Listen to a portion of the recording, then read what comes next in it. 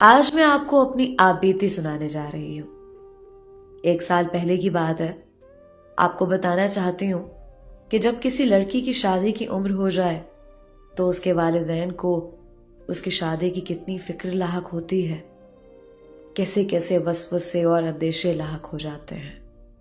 پتہ نہیں لڑکے والے کیسے ہوں گے، سسرال میں ہماری بیٹی خوش رہے گی یا نہیں، جہیز کا بندوبست کرنے کے لیے پیسے کہاں سے آئیں گے۔ یہ وہ پریشانیاں ہیں جو ہر جوان بیٹی کے والدین کا مشترکہ اثاثہ ہے۔ میری والدہ اپنا بڑا خیال رکھا کرتی تھی۔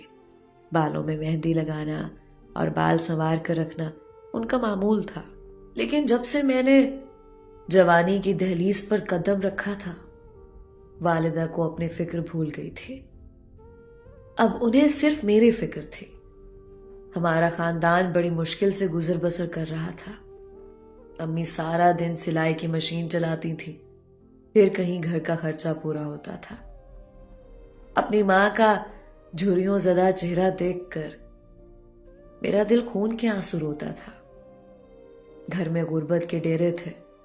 ایسا نہیں تھا کہ میرے لیے رشتوں کی کمی تھی، بلکہ امی نے تو ایک جگہ میری بات بھی پکی کر دی تھی۔ لڑکے والے ضد کرنے لگے کہ جلد شادی کرنی ہے، لیکن ہمارے ہاں اتنے پیسے نہیں تھے جلدی شادی کا انتظام کر سکیں۔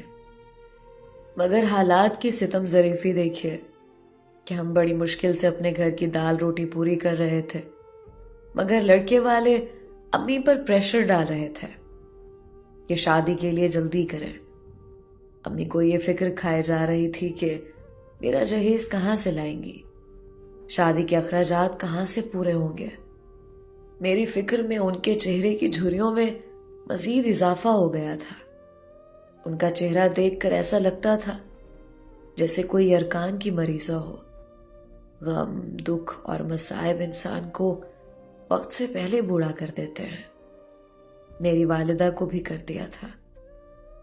میں ان کی حالت دیکھ کر دل ہی دل میں کڑھتی رہتی تھی اور سوچتی رہتی تھی کہ اب لڑکیاں کتنی بدقسمت ہوتی ہیں۔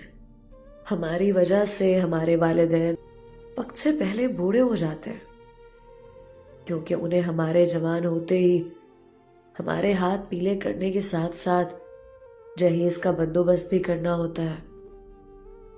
میں پوسٹ گریجویٹ تھی، اس لیے اپنی امی کی اور گھر کی ذمہ داری اٹھانا چاہتی تھی، مگر پاکستان جیسے ملک میں جہاں بے روزگاری کی شرح عروج پر تھی، مجھے کون روزگار دیتا۔ میں سوشل میڈیا پر نوکری وغیرہ کے اشتہار دیکھا کرتی تھی۔ ایک دن میں نے انسٹاگرام پر جاب کا ایڈ دیکھا، لائف ان مکہ۔ میں نے فوراً میسج کیا اور اپنی تعلیمی قابلیت بتائی۔ دوسری طرف سے رپلائی آیا کہ تجربہ کتنا ہے ای کامرس میں۔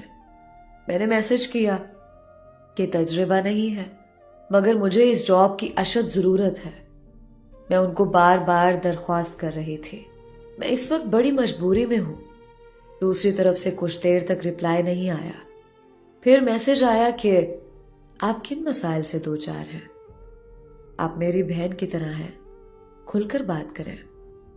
میں نے اپنے تمام حالات کے بارے میں بتایا اور کہا کہ مجھے اس جاب کی اس لیے بھی ضرورت ہے کہ مجھے اپنی شادی کے لیے جہیز کا بندوبست کرنا ہے۔ میں نہیں جانتی تھی کہ دوسری طرف بات کرنے والے کون تھے، مگر انہوں نے مجھے بہن کہا تو ایک اپنائیت کا احساس ہوا، اس لیے ان سے سب کچھ کہہ گئی۔